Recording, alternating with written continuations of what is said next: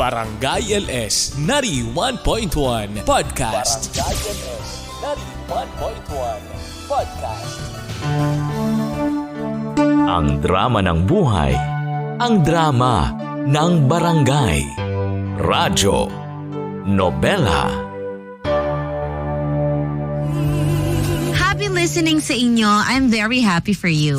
Kasama niyo na po si Mama Ganda sa programang Radyo Nobela ng Barangay LS 91.1 Forever.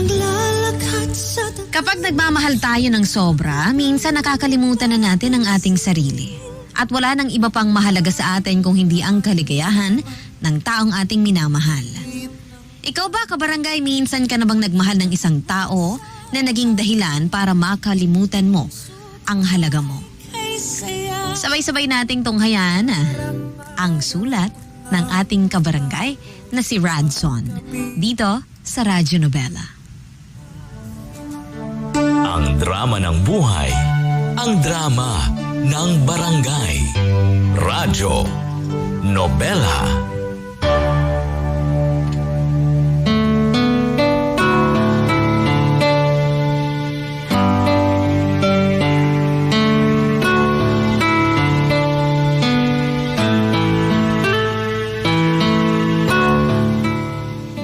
Maganda.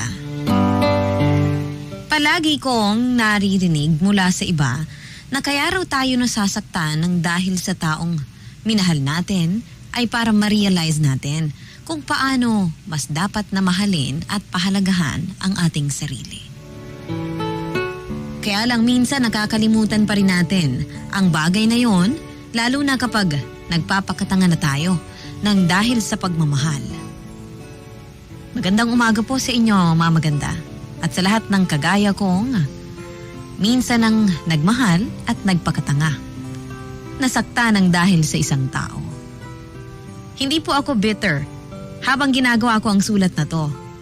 Pero siguro, hindi ko lang talaga maiwasan na makaramdam ulit ng sakit kapag naaalala ko ang parteng ito ng buhay ko. By the way, just call me Radson. 30 years old po ako, Mama Ganda. Nagtatrabaho sa isang software company. Hindi ako mahilig makinig ng radyo, lalo na ng mga drama. Pero dahil fan niyo po ako, Mama Ganda, ang babaeng sobrang espesyal sa puso ko, ay fan niyo din po. Sumulat ako para ibahagi ang aking makulay at madramang kwento ng buhay. Hayaan niyo pong simulan ko ang kwento ko sa parte na nakilala ko ang first love ko na si Carla. Schoolmate kami noon sa college. Magkaiba ng course, pero naging magkaibigan. Hanggang sa magkaibigan. Si Carla talaga ang ideal girl ko. Nasa kanya na ang lahat ng katangian na hinahanap ko sa isang babae. Kumbaga, siya na talaga ang babaeng gusto kong pakasalan noon pa man. At maging nanay ng aking magiging mga anak. Nang makapagtapos kami ng kolehiyo, ay doon ko na sinimulan ang plano ko para sa future naming dalawa. Magkasundo naman kami sa mga plano na yon, hanggang sa magbago ang lahat dahil nakatanggap ng job opportunity si Carla sa Japan. Siyempre ayoko naman na maging hadlang ako sa pagtaas palalo ng kanyang karera. Kaya sinuportahan ko siya nang tanggapin niya ang job opportunity na yon. Isang taon din kaming naging LDR, Mama Ganda. Hanggang sa nagdesisyon ako na sumunod kay Carla sa Japan. Ako po si Radson. At ito po ang aking sulat.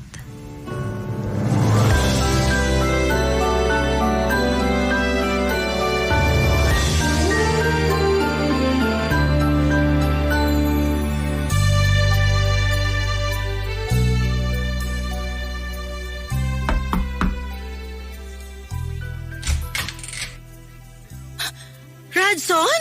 Hi, Han. Anong ginagawa mo dito sa Japan? Dinadalaw ka. Pero ba't hindi ka man lang nagpasabi na pupunta ka ngayon? Kasi gusto kitang sorpresahin. Paano mo naman nalaman tong address ng inuupahan kong bahay? Okay lang ba kung papasukin mo muna ako? Ang lamig kasi dito sa labas. Ay, oo naman. Halika, pasok ka. Ayun, salamat. Upo ka lang dyan, gagawa kita ng mainit na tsaa. Nakuha ko pala sa pinsan mong si Claire tong address na tinutuluyan mo. Pero nakiusap ako na huwag niyang banggitin sa'yo na bala kitang puntahan dito. Kasi nga gusto ko tayong surprise. Hanggang ngayon talaga, hindi ka pa rin nagbabago. Ang hilig mo pa rin sa mga sorpresa. Namiss din naman kitang surpresahin, Han. At namiss din kita ng sobrahan. Eto ng tsaa mo. Salamat. Mabuti na lang naka-off ako ngayon sa trabaho. Kung hindi, baka kung saan ka na maghintay hanggang sa makauwi ako. Sinadya ko talaga na ngayon ang dating ko dito sa Japan para maabutan kitang nandito sa place mo. Kabisado mo talaga ang schedule ko, ha? Sakto kasi kakatapos ko lang din maglaba. Mamaya pwede kitang ipasyal dyan sa malapit na tourist spot kung gusto mo. Siyempre naman gusto ko. Kasama na kita eh. Yan talaga ang na-miss ko sa'yo eh, yung mga pambobola mo sa akin. Ay, bakit pala parang ang dami mong dalang gamit? Ilang araw ka bang magbabakasyon dito? Ang totohan, bala ko na rin sanang dumito muna at dito na magtrabaho. Ano? Dito sa Japan?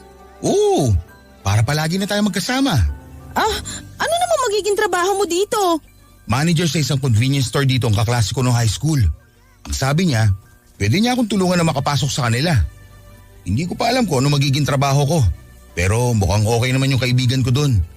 Tapos may kakilala rin daw siya na pwede makatulong sa akin para maayos kaagad ang working visa ko. Sigurado ka na ba dyan sa desisyon mo, Radson? Oo, bakit? Ayaw mo ba na nandito ako kasama mo? Ay, hindi naman sa ganon. Pero di ba kakapromote mo lang sa trabaho mo sa Pilipinas? Sayang naman yung posisyon na iiwanan mo dun sa kumpanya nyo. Nag-resign na ako doon, Carla. Ha? Bakit mo naman ginawa yun, Radson? Ang tagal mo na sa kumpanya na yun at ilang taon mo ring pinagpaguran yung posisyon mo doon. Tapos bigla mo lang bibitawan ng lahat para lang pumunta dito sa Japan? Hindi lang naman basta pagpunta dito sa Japan ang dahilan ko. Ikaw, tayong dalawa at ang relasyon natin. Okay naman kasi tayo kahit magkalayo, di ba? Bakit kailangan na pahirapan mo pa ang sarili mo para sa relasyon natin? Ay, alam mo, bahala ka na nga sa desisyon mo na yan. Mukhang hindi na rin naman magbabago yung isip mo. Magpahinga ka na lang muna dyan at maliligo lang ako.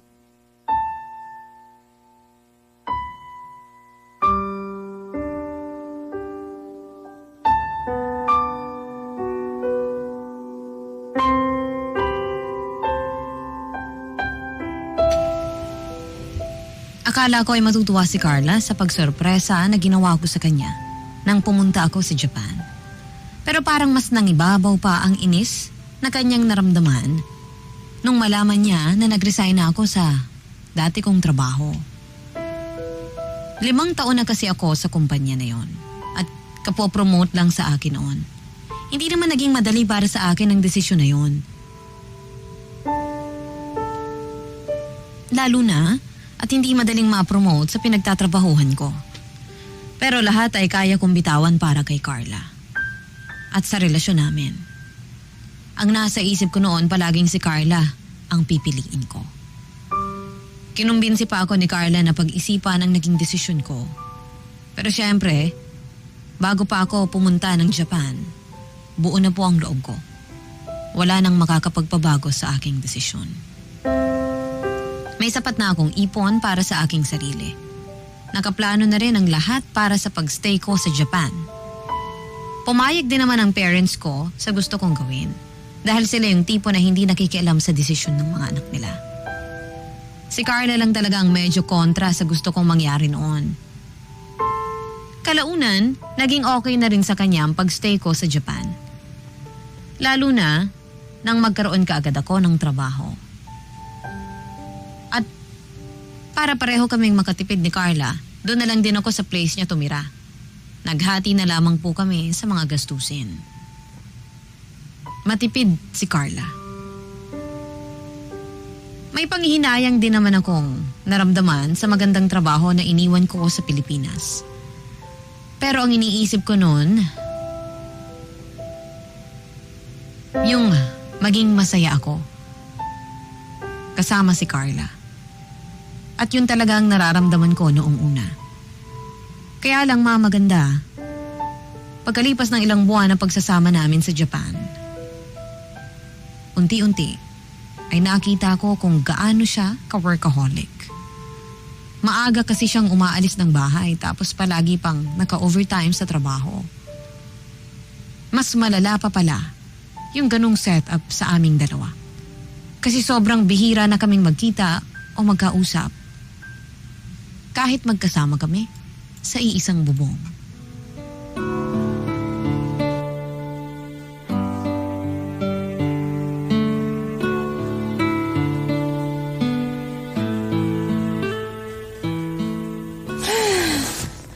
Ay, grabe.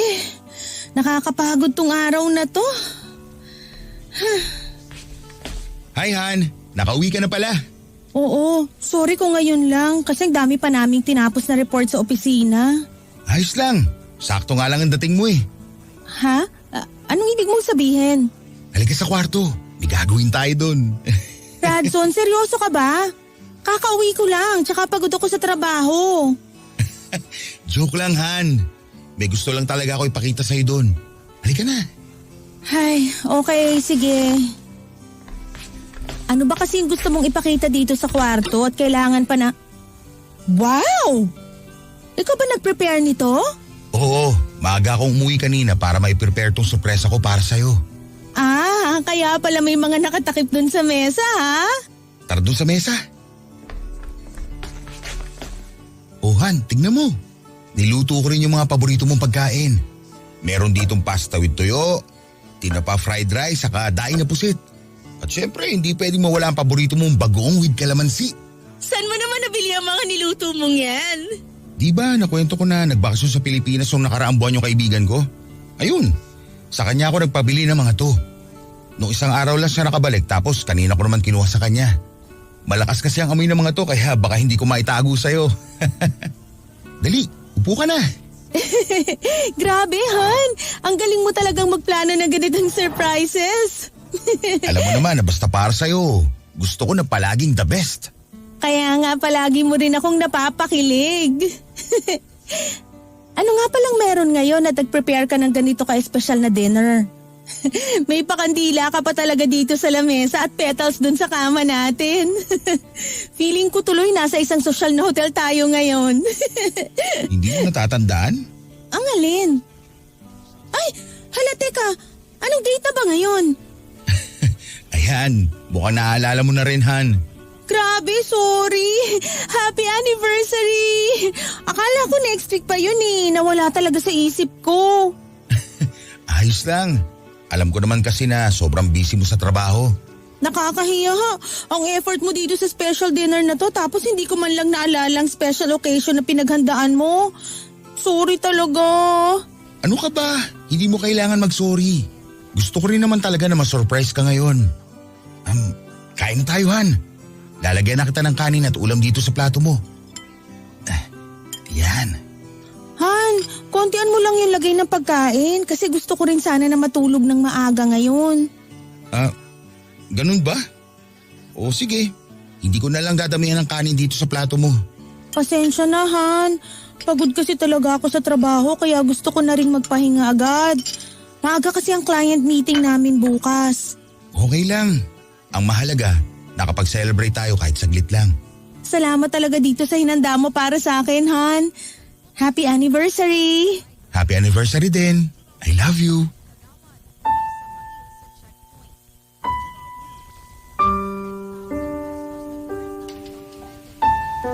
Akala ko ay makakapag-adjust kaagad ako sa pagiging workaholic ni Carla.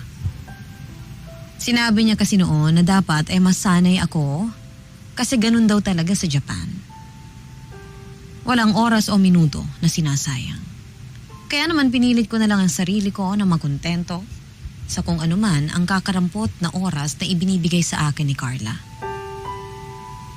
Kaya lang mamaganda, mas lumala pa ang pagiging workaholic niya nang ma-promote siya sa mas mataas na posisyon sa kanyang trabaho. Sobrang bihira na talaga kaming magkita sa place na tinutuluyan namin.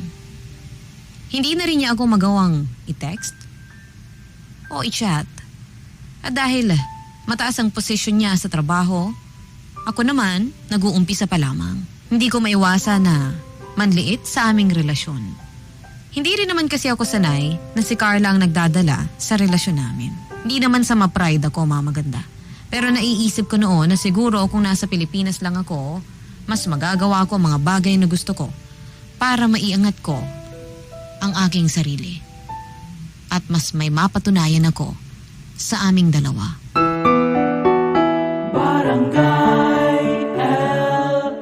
91.1 Si Mama Ganda sa Radyo Nobela. Ang drama ng buhay, ang drama ng barangay. Radyo Nobela.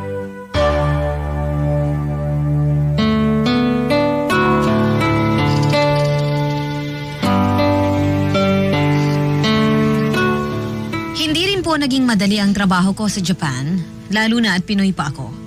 Kahit saan naman sigurong panig ng mundo ay pwede tayo makatanggap ng diskriminasyon. At iyon talaga ang nararamdaman ko noon. Kapag kasama ko ang mga ibang lahi sa trabaho, ramdam ko na pinag-iinitan nila ako at binabagsak nila sa akin ang mabibigat na gawain. At nang minsan na magkasama kami ni Carla ay naikwento ko yun sa kanya. Sinabi niya lang na baka akala ko lang yon ang ginagawa sa akin ng mga katrabaho ko, pero hindi naman. Huwag ko raw kasi masyadong itaas ang pride ko, lalo na at wala ako sa sarili naming bansa. Dinagdag pa niya na choice ko naman daw na magstay o magtrabaho sa Japan, kaya dapat hindi ako magreklamo sa mga ganoong nararamdaman ko. May point naman ang sinabi ni Carla, pero hindi ko alam kung bakit hindi niya maisip noon na kaya ko yun ginawa ay hindi para sa sarili ko, kung hindi para sa amin, para sa kanya. Unti-unti ko rin pong naramdaman na parang hindi na niya na-appreciate ang ginagawa kong effort para sa aming dalawa. Kasunod noon ay ang lalong paglamig niya sa akin at sa aming relasyon. Sa tuwing magkikita kami sa bahay, hindi niya man lang ako nagagawang yakapin o halikan. Palagi siyang dumidiretso sa kwarto at sinasabi na gusto na niyang magpahinga. Kapag sinusubukan kong maglambing, kaagad na umiinit ang ulo niya at sinasabi niya napagod siya. Hindi ko naman siya niyayaya na may mangyari sa aming dalawa, Mama Ganda. Ang gusto ko lang noon ay maramdaman na totoong may kasama ako. O mas mabuting sabihin, totoong magkasama kami. Yun lamang po, Mama Ganda, ang hinihiling ko. Dahil yun po ang ipinunta ko sa Japan. Siya ang dahilan kung bakit iniwan ko ang buhay ko sa Pilipinas. Pero sa nangyayari noong panahon na yon, ang pagpunta ko pa yata sa Japan ang dahilan para tuluyang lumabo ang relasyon namin ni Carla.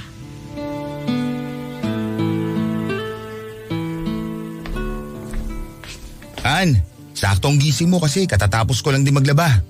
Anong gusto mo almusal? Magkakape na lang siguro ako. O sige, ipagtitimpla na kita. Hindi ako na.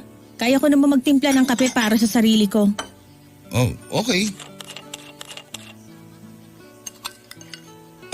Tinapay, gusto mo ba? May 2 palaman dito. Anong gusto mong buksan ko? Ayos na ako dito sa kape. Hindi naman kasi ako nagugutom. Sige, ikaw ang bahala. Oo nga pala, Han. Wala ka naman pasok ngayon sa trabaho, di ba? Pasal naman tayo mamaya. Pagod ako eh. Sa susunod na lang siguro. O kahit mamayang gabi na lang. Manood tayo ng sine o kaya kumain doon sa paborito nating restaurant. Radson, sinabi ko nang pagod ako, di ba? Bakit ba ang kulit mo? Gusto lang naman kita makasama sa labas kahit saglit lang. Magkasama naman tayo dito sa bahay ah. Ano pa bang diferensya nun? Nakatira at magkasama nga tayo sa isang bahay. Pero palagi namang wala sa akin ang oras at isip mo.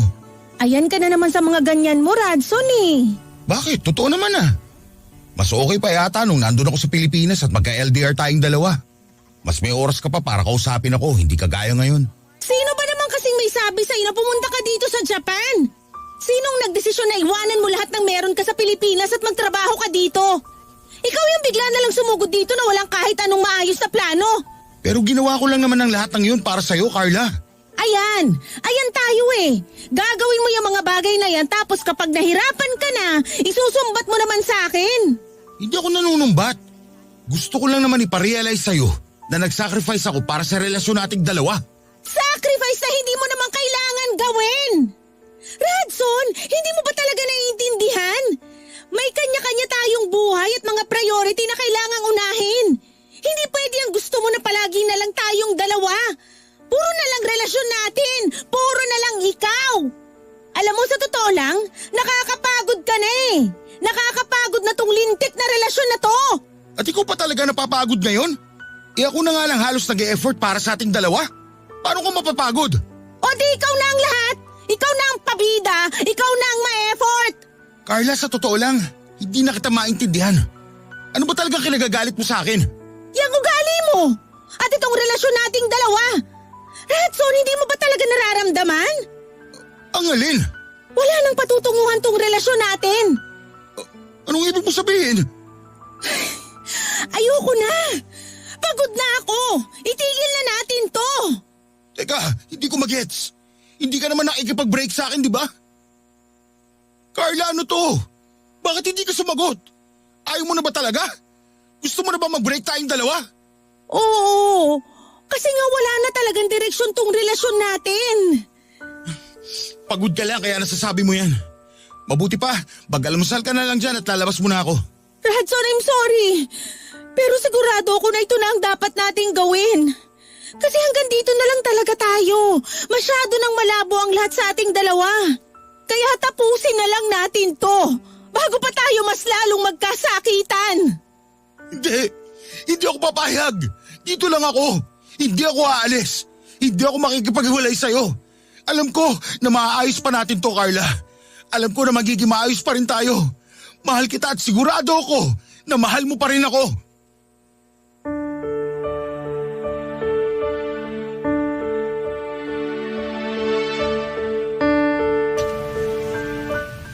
Hindi ko kaagad sinukuan noon si Carla. Hindi ako pumayag na maghiwalay kaming dalawa. Ang nasa isip ko, dala lang siguro ng stress niya sa trabaho, kaya nga niya nasabi ang mga bagay na yun. Kaya akala niya, hindi na niya ako mahal. Pero ang totoo, pagod lang siya, mga maganda. Pagod lang siya sa mga responsibilidad, sa kanyang trabaho. Kaya naman kahit nakipaghiwalay na sa akin si Carla, nagstay pa rin ako sa place niya at nagpatuloy sa pagtatrabaho ko. Pero doon na ako sa sofa, matutulog. Hindi na po kami sa iisang kwarto. Pinagluluto ko pa rin siya kapag pareho kaming nasa bahay. Pinaglalaban ng mga damit niya. Naglilinis ng bahay at kung ano-ano pang gawain. Para hindi na niya masyadong isipin na hanggang sa bahay ay napapagod din siya. Kahit alam ko na hindi na niya ito pinahahalagahan. Hindi na niya kasi ako kinakausap o pinapansin at parang naging hangin na lamang ako sa kanya. Ayoko pa rin sanang sumuko noon pero mas lalo lang lumalala ang lahat sa paglipas ng mga linggo at buwan. Hanggang sa dumating na ang araw na yon na ako na mismo. At halos hindi ko na nakikilala ang sarili ko. Nag-resign ako sa trabaho, palagi lang nasa bahay at pinagsisisihan. Kung ano ba yung mga bagay na dapat ginawa ko at hindi ko ginawa. Pinagsisilbihan ko po si Carla. Para na ako naging alipin niya na inuubos ang lahat ng oras, energy at savings ko para sa kanya. Binibigay ko sa kanya ang lahat ng mga bagay na hindi naman niya kailangan mula sa akin. Hanggang sa dumating na rin ang oras na ako na po ang sumuko. Kasi sobrang hirap pala talagang mahalin ang taong hindi ka na mahal. Tuluyan ko nang tinanggap ang pakikipaghiwalay sa akin ni Carla at bumalik ako sa Pilipinas. Ang hirap magsimula sa umpisa. Lalo na kung ang lahat ng mga plano ko ay umiikot kasama si Carla. Pero wala naman po akong ibang pagpipilian kung hindi ang umusad kaysa makulong sa malungkot na nakaraan ko. Kaya kahit hirap ako na bumalik sa dating ako, nagsimula ako sa pag-ayos sa aking sarili, sa aking buhay, at pagbalik ko sa trabaho.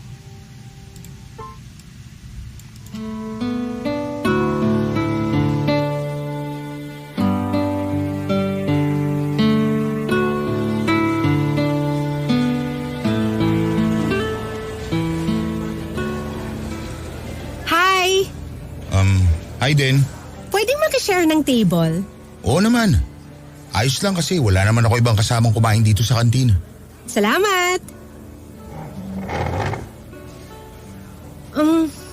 Ang boring ng seminar kanina, no? Nandun ka rin ba? Oo, inaantok na nga ako. Buti na lang at nag-lunch break na. Kasi kung hindi, tutulo na yung laway ko habang nagpapanggap na nakikinig sa nagsasalita sa stage. Hindi rin kasi okay magsalita yung mga nagdi-discuss sa seminar. Parang pati sila, inaantok na rin habang nagbabasa at nagpapaliwanag. Ganyan din ang tingin ko sa kanila. Kaya nga ang sarap nilang tulugan.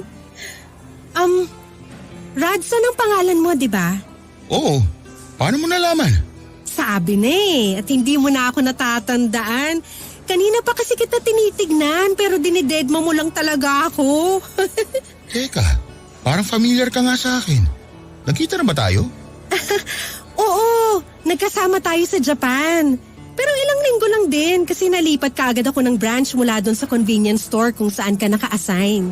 Ah, okay. Kaya pala parang natatandaan kita. Sandali aalalahanin ko lang ang pangalan mo. Telma?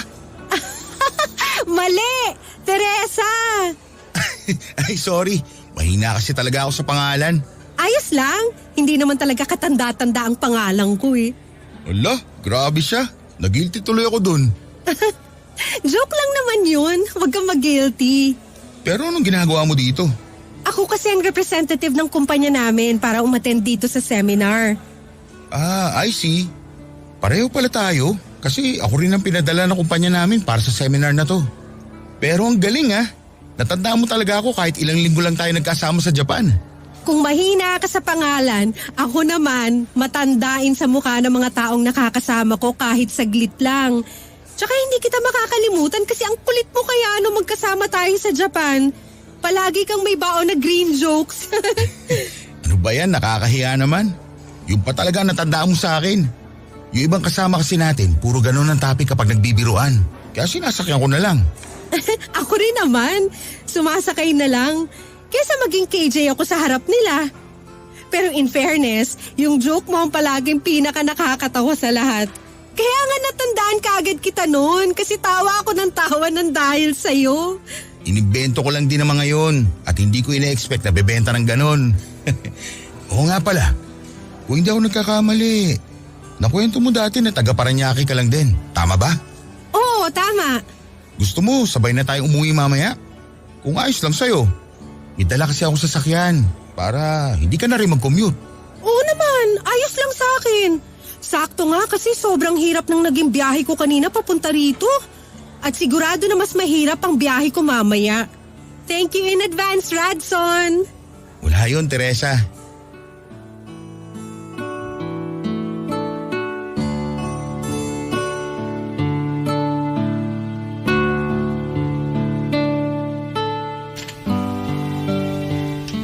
Nang matapos ang seminar, ay hindi rin kami kaagad umuwi ni Teresa. Dumaan pa kami sa isang restaurant. Sabay na nag-dinner habang masayang nagkukwentuhan.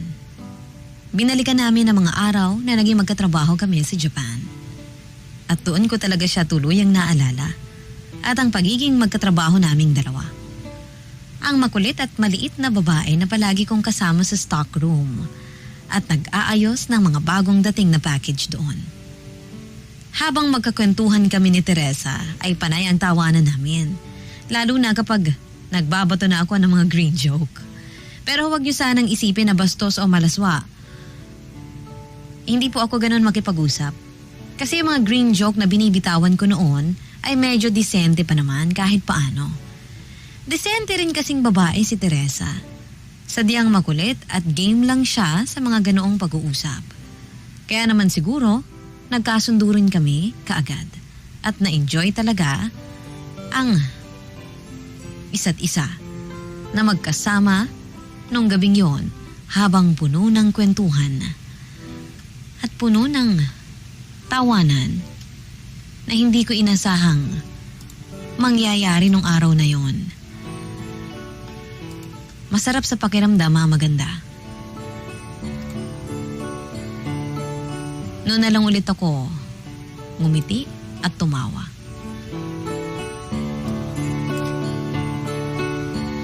Hindi ko po akalain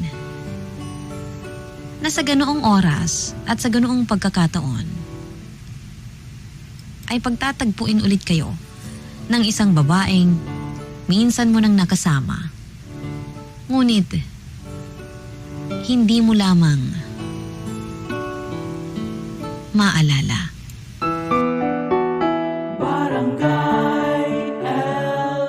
In Lucena, 91.1. Si Mama Ganda sa Radyo Nobela.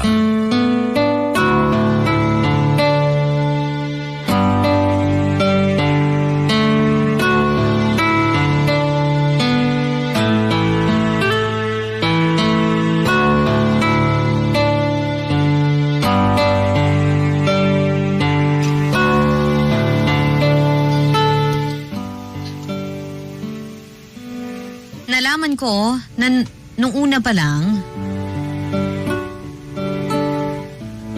nauna po sa akin si Teresa ng 2 buwan. Alam ko kasi nung pumasok ako doon, nandoon na siya. Bagamat nauna din po siyang umuwi sa akin ng Pilipinas. Hindi na raw niya kasi kinaya ang pagka-homesick niya, kaya nagdesisyon siya na dito na ulit magtrabaho. Nagkataon din naman na magkalapit lang kami ng kumpanya na pinagtatrabahuhan, kaya muling naulit ang pagkikita naming dalawa. At doon ko siya mas nakilala. Ang makulit at masayahing si Teresa na may malungkot ding kwento ng buhay. Pero sa bagay, lahat naman tayo ay may kanya-kanyang drama sa buhay. Nasa atin na lang kung paano natin iyon ihahandle at lalampasan. Pareho kasi kaming breadwinner sa pamilya at nagtatrabaho para maibigay ang pangangailangan nila. Kaya naman nakarelate talaga kami sa buhay ng bawat isa. Sa paglipas ng mga linggo at buwan, na mas nakikilala ko si Teresa, ay unti-unti kong nararamdaman ang pagkagusto ko sa kanya. Sobrang nag-click din kasi ang personality naming dalawa. Yung tipong kapag magkasama kami ay wala kaming ibang ginawa, kung hindi ang magtawanan. Pasok na pasok po ang biruan namin. Sobrang gaan at saya niya talagang kasama. Kaya naman hindi nagtagal, niligawan ko na rin po si Teresa.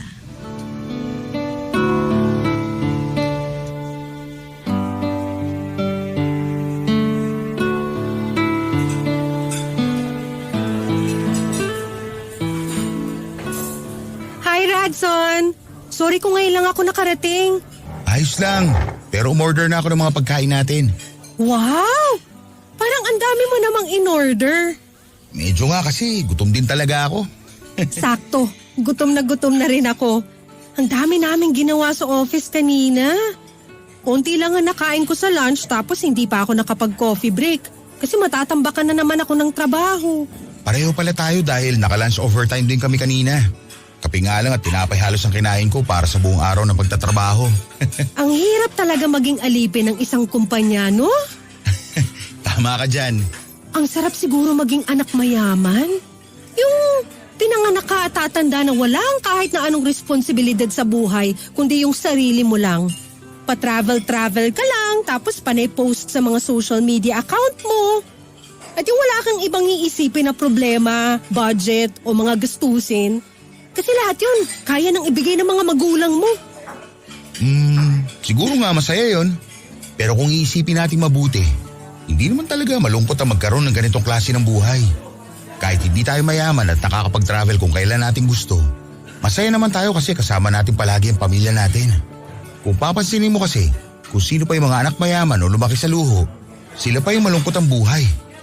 Nabibili nga nilang lahat ng bagay na gusto nila, pero hindi naman nila laging kasama ang pamilya nila. Saka kahit ganito tayo, maaga naman tayong natuto na maging responsable sa buhay, hindi ba? Oh, bakit hindi ka na nagsalita dyan? Tapos, titig ka pa sa mukha ko. Wala lang. Ang gwapo mo kasing titigan. Charot lang. Ang totoo, ang lalim kasi ng sinabi mo, kaya hindi ko na masyadong naarok. Anong naarok? Ang ibig kong sabihin, hindi ko masyadong naintindihan. Pero joke lang ulit yun syempre. Slow man akong tignan, mabilis naman ako makagets ng mga bagay na sinasabi ng ibang tao. Minsan lang talaga, hindi ko maiwasan na matulala kapag ikaw na ang kausap ko. Ang sarap mo kasing pakinggan na magsalita. Ang sarap mong titigan, lalo na yung mga mata mo. Nako, mukhang lumalaki na ang pag-asa ko dyan sa puso mo ha. Pilingero ka naman masyado. Pero sige, aaminin ko na parang gano'n na nga. Sobrang komportable kasi ako kapag kasama kita. Yung feeling na sobrang safe ako basta ikaw ang katabi ko. May tanong pala ako sa'yo since alam ko na marami kang alam tungkol sa iba't ibang bagay. Alam mo ba ang ibig sabihin ng sunflower? Yung bulaklak mismo na sunflower? Oo, yun nga. Ang alam ko, sumisimbolo yun sa loyalty at focus sa mga bagay na gusto mong gawin sa buhay. Ang sunflower din ang isa sa sinasabi nilang pinakamasayang bulaklak sa lahat. Tama ka dyan, kasi sobrang tingkad ng kulay ng petals nila, lalo na kapag nasisikatan ng araw. Ba't mo pala natanong? May ibibigay kasi ako sa iyo eh. Ito. Naks, ang cute naman ng sunflower na keychain na to. Uy, thank you ha. Anong meron at binigyan mo ako nito? Wala lang. Gusto ko lang iparamdam sa iyo na thankful ako na nakilala kita. Ikaw na laging nagpapasaya sa akin. Kaya gusto ko na rin na iparamdam sa iyo kung gaano ka ka-espesyal sa buhay ko, Radson. Teka, ang ibig bang sabihin nito? Oo, Radson. Sinasagot na kita. Girlfriend mo na ako mula sa araw na to. Yes! Yes! Sa wakas, Teresa, sinagot mo na ako! Girlfriend na kita! May girlfriend na ako! Uy, huwag ka masyadong sumigaw. Nakakahiya sa ibang customer dito sa restaurant. Sorry, sobrang natuwa lang talaga ako. Pero thank you, Teresa. Promise, hindi ko sisirain ng tiwala at chance na binigay mo sa akin.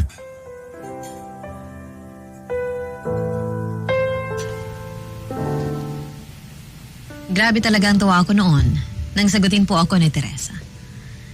Ilang buwan na rin kasi akong nanliligaw noon sa kanya. Hindi naman sa naiinip na ako pero iba pa rin kasi yung may commitment na kami sa isa't isa. Siyempre lahat naman po ata ng nanliligaw. Yun ang pangarap. Ang sagutin na sila. Saka masaya na rin ako noon.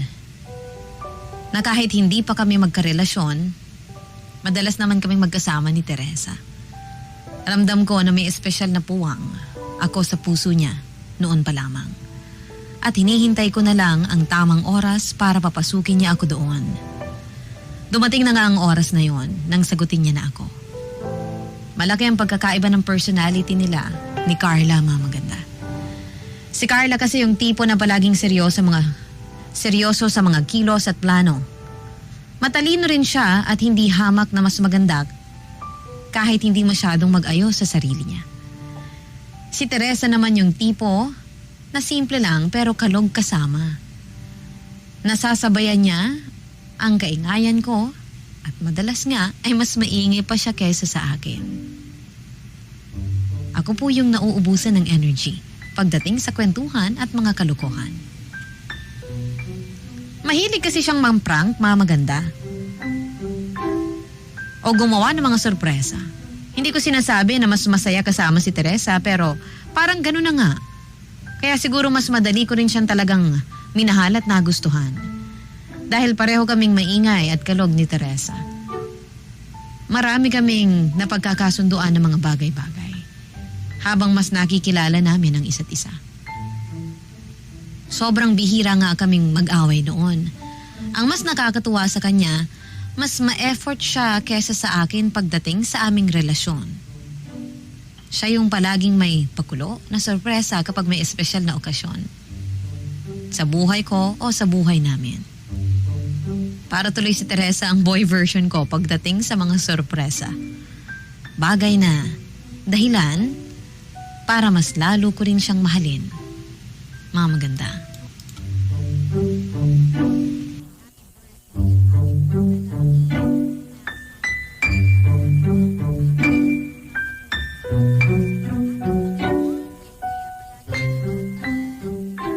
Babe, wag kang sisilip ha. Opo.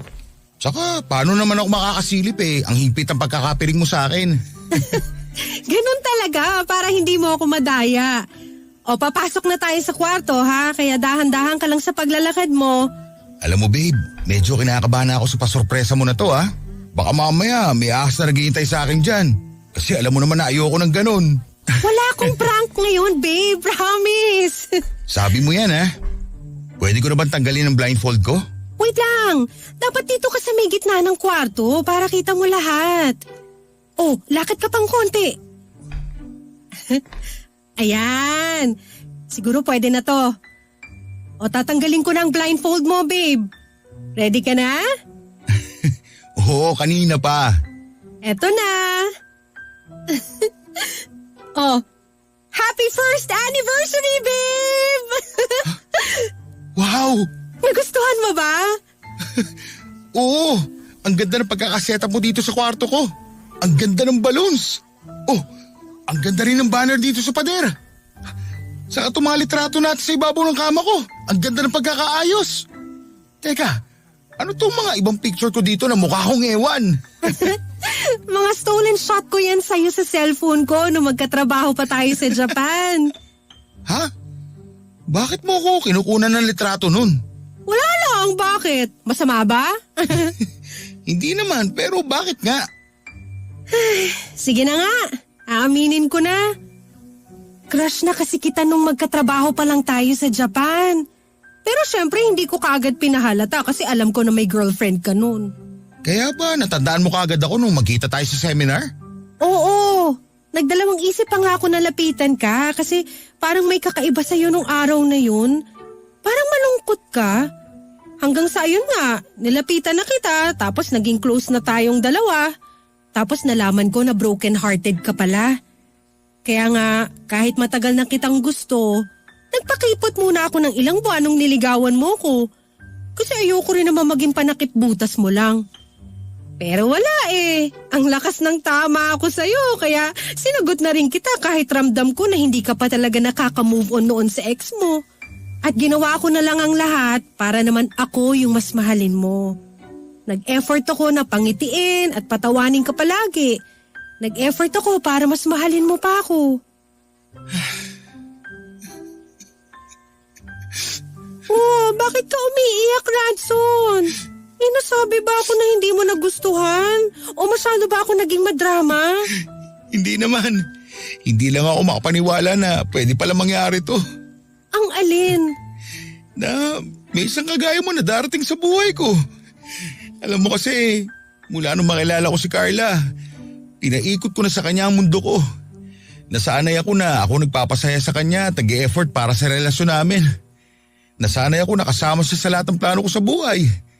Hanggang sa, ayun nga, bigla na lang ako nawala sa mga plano niya. Hindi rin pala akong pipiliin niya sa huli. Tapos, bigla kang dumating sa buhay ko. Akala ko nung una, ako'y magpapasaya sa'yo. Pero kabaliktaran na nangyari. Kasi ikaw talaga ang naging sunflower ng buhay ko. Teresa, thank you ha. Thank you kasi nakilala kita. At minahal mo ako ng higit pa sa pagmamahal ko sa'yo. Ano ka ba? Pantay lang naman ang pagmamahal natin para sa isa't isa. Nagkataon lang talaga na mas magaling akong gumawa ng prank sa'yo. Pero thank you talaga. Mahal na mahal kita. At palagi kong ipagpapasalamat sa Diyos na dumating ka sa buhay ko. Mahal na mahal din kita, Radson. At asahan mo na hindi na ako mawawala sa tabi mo kahit kailan.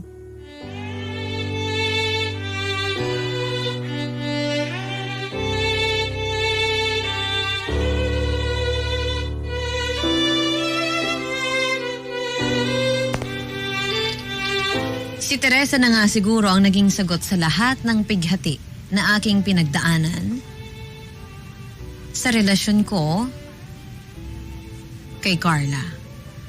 May dahilan pala yung pagiging opposite ng personality nilang dalawa. Kasi kung ako yung sobrang nag-effort sa relasyon namin noon ni Carla, si Teresa naman ngayon ang gumagawa noon. Napakasarap po sa pakiramdam na makatagpo ka ng ganong klase ng taong magmamahal sa'yo. Natuwa lang din ako sa parte na nalaman ko na matagal na pala talagang may gusto sa akin si Teresa, pero hindi lang niya masyadong pinapahalata. Kumbaga, hindi niya ginusto na makasira ng relasyon namin noon ni Carla. Disenteng babae po siya. Nagawa niyang maghintay at hindi niya sinamantala na bigo ako noon nang muli kaming magkita.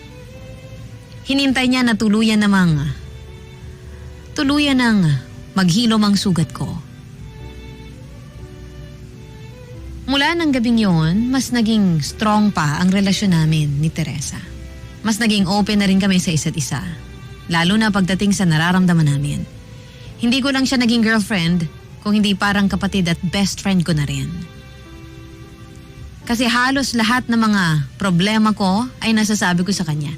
Sinasalo niya ang bigat na aking nararamdaman at pinapaalitan iyon ng kagaanan. Na-realize ko rin, mga maganda, na siguro may kanya-kanya lang talaga tayong timeline sa buhay. Kung kailan tayo makakaranas ng sobrang sakit pagdating sa relasyon at iba't ibang bagay. Kung kailan tayo magiging totoong masaya kasama ang taong mas magmamahal sa atin. Opo, nasaktan ako ng sobra sa naging relasyon namin ni Carla noon, pero palagi ko pa rin iti-treasure ang alaala naming dalawa.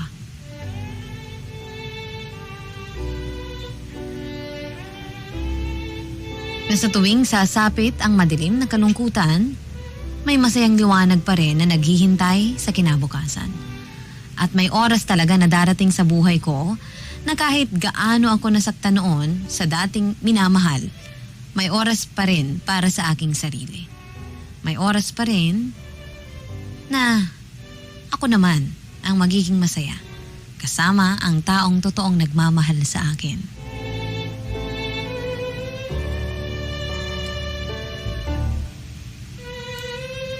Salamat po, Mama Ganda, sa pagbasa sa aking sulat. Nawa ay nag-iwan po ito ng aral at inspirasyon sa lahat ng ating mga kabarangay. Muli ako po ang inyong forever kapuso at kabarangay,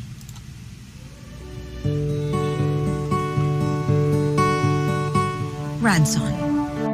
Ang drama ng buhay, ang drama ng barangay. Radyo, nobela.